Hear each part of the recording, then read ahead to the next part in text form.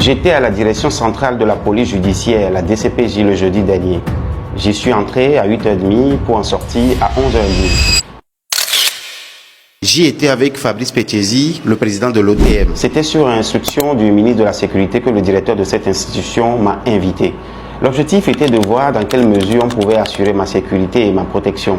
L'entretien s'est très bien déroulé. Au terme de nos échanges, j'ai déposé plainte contre X. Je veux que vous le sachiez. Le directeur m'a assuré de sa disponibilité à tout moment, jour et nuit. Au moindre appel bizarre, au moindre mouvement suspect autour de moi, je peux le solliciter. Cependant, il m'a aussi rappelé que le premier policier d'une personne en danger, c'est la personne elle-même. J'ai déjà compris donc à partir de ce moment que je ne peux plus vivre normalement comme monsieur tout le monde. Je me dois désormais de respecter des règles strictes pour ma sécurité et aussi surveiller constamment mes arrières.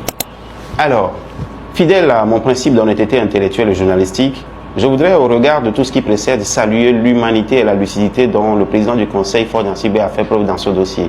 Dès qu'il a vu les femmes ramper à la técopée sous les fils, il a réagi automatiquement. C'est humain. Quand j'ai alerté sur ma situation également, le gouvernement a sorti un communiqué avec promptitude. Ce sont des indicateurs qui démontrent que le PC suit attentivement ce dossier. J'en suis reconnaissant.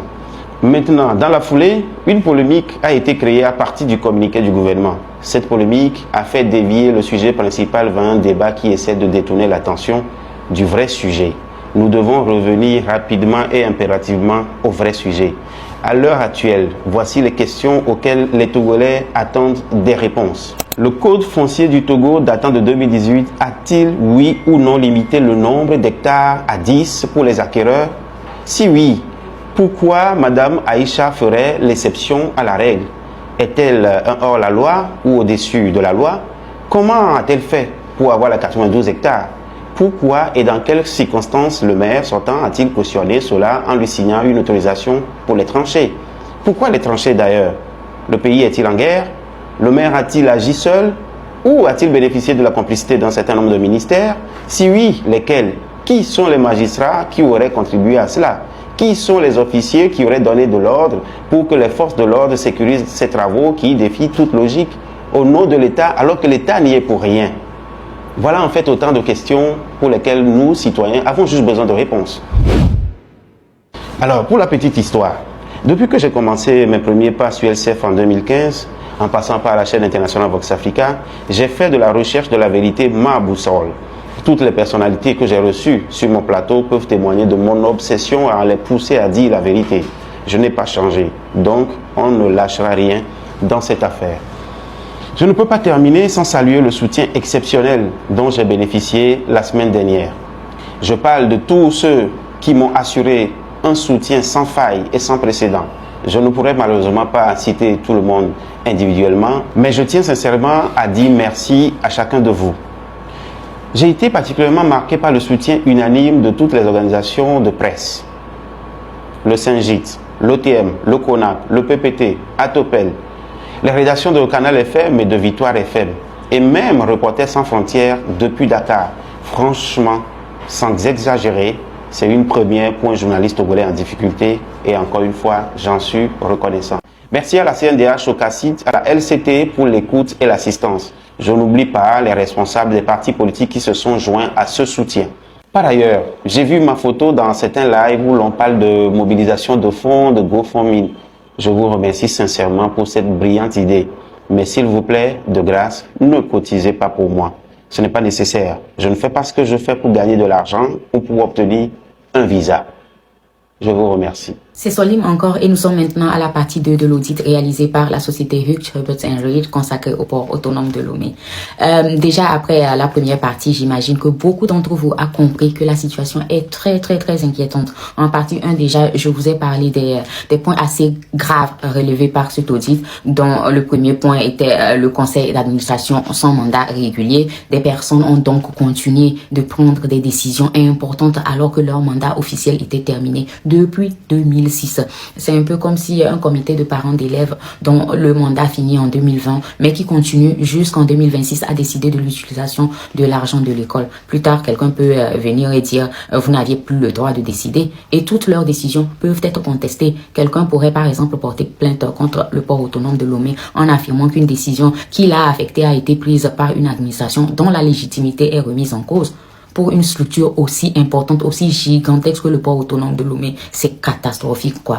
Et dans toute cette illégalité, il y a encore une autre illégalité, la nomination irrégulière du directeur général. La personne qui dirige le port n'aurait pas été nommée selon la procédure légale prévue. Il a été élu, ou bien disons plutôt nommé par le président du conseil d'administration et non élu par le conseil lui-même.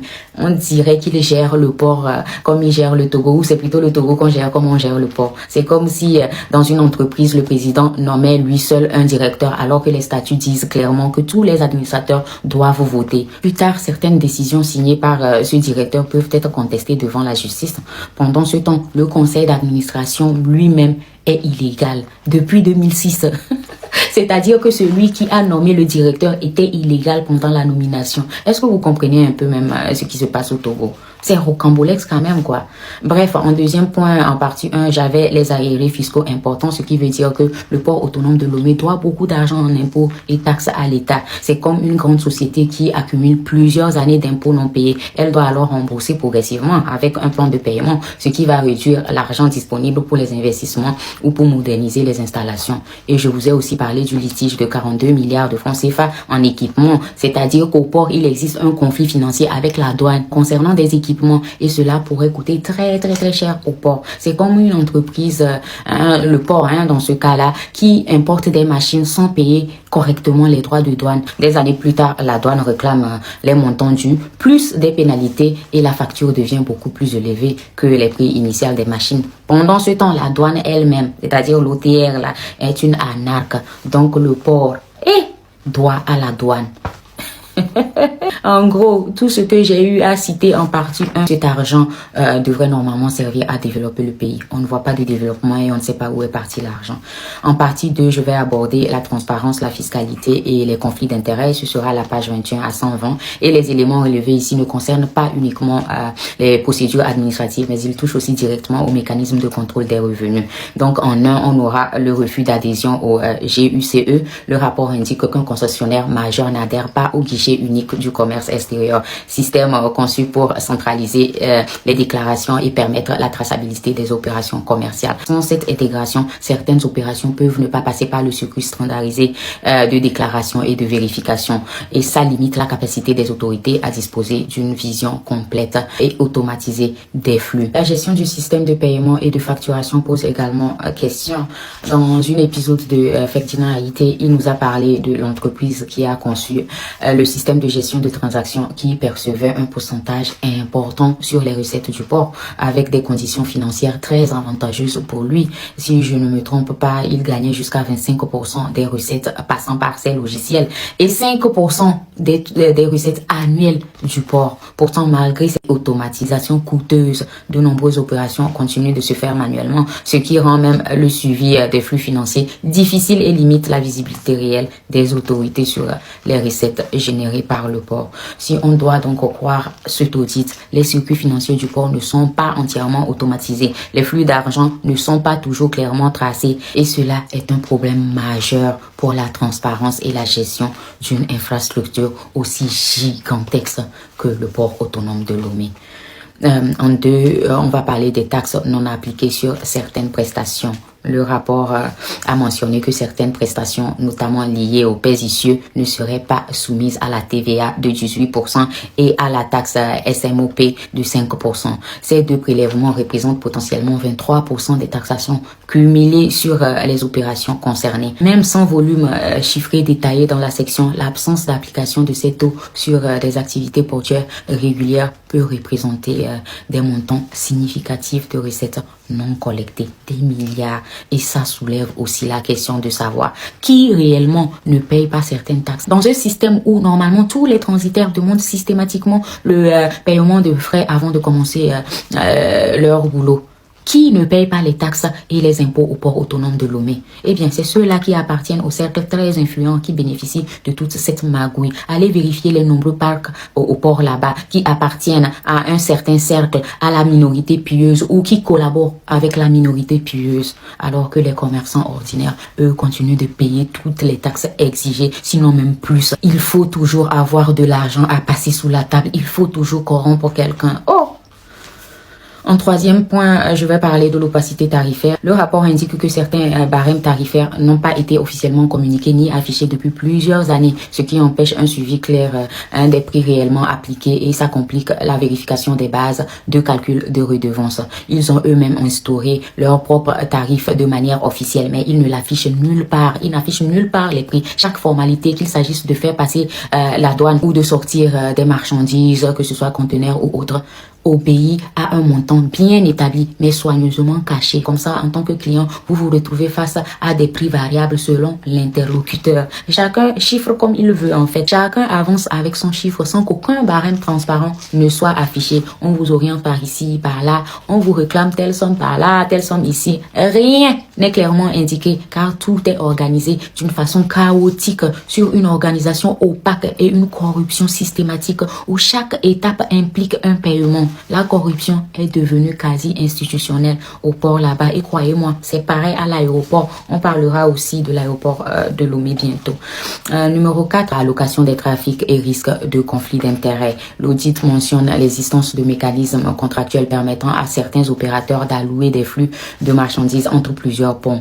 Lorsque l'opérateur intervient sur plusieurs plateformes régionales, la situation peut créer un risque structurel de conflit d'intérêts, notamment si les autorités locales ne disposent pas de toutes les données commerciales nécessaires pour vérifier les flux réellement attribués. Imaginons une grande entreprise de logistique qui opère à la fois au port de Lomé, Cotonou et deux autres grands ports de la sous-région. C'est un exemple. Elle reçoit 1000 conteneurs destinés à l'Afrique de l'Ouest. En théorie, une partie importante devrait passer par le port de Lomé, mais l'entreprise peut décider d'orienter discrètement une partie des conteneurs vers un autre port où elle a aussi des intérêts. Les autorités togolaises ne disposent pas forcément de toutes les données commerciales pour vérifier si le volume attribué à Lomé est cohérent. Et des fois, certains décisionnaires du port sont impliqués, ils sont complices, un peu comme Ferdinand Haïté nous l'a expliqué comment des commissaires de l'OTR eux-mêmes ont créé des circuits de parcours pour des gros porteurs pour faire passer discrètement des marchandises. Le propriétaire des marchandises gagne et les agents corrompus de l'OTR aussi gagnent. C'est gagnant-gagnant. En gros, en résumé là, jusqu'à 23% des taxations potentielles TVA et SMOP non appliquées sur certaines prestations mentionnées. Ça veut dire que si un service vaut 100 millions, cela représente 23 millions de francs CFA qui ne rentrent pas dans la caisse publique. L'absence d'intégration complète au système central de traçabilité, on le sait déjà. Donc, une partie des prestations peut échapper au suivi officiel, en plus des barèmes tarifaires non publiés et dont les allocations des flux sont décidées hors visibilité complète des autorités. En conclusion, quand beaucoup d'opérations échappent au système de traçabilité, que des taxes pouvant atteindre 23% ne sont pas appliquées sur certaines prestations et que les tarifs ne sont pas transparents, cela ne signifie pas seulement un problème administratif, cela signifie qu'il y a un groupe d'individus qui s'en mettent plein les poches de façon illégale. Cela signifie aussi que personne ne peut vraiment mesurer avec précision combien le port rapporte réellement et combien il pourrait rapporter en plus. Il faut aussi rappeler que ce rapport date de 2021 et il concerne les années précédentes. La question qui se pose aujourd'hui, c'est si quelque chose a réellement changé depuis 2021.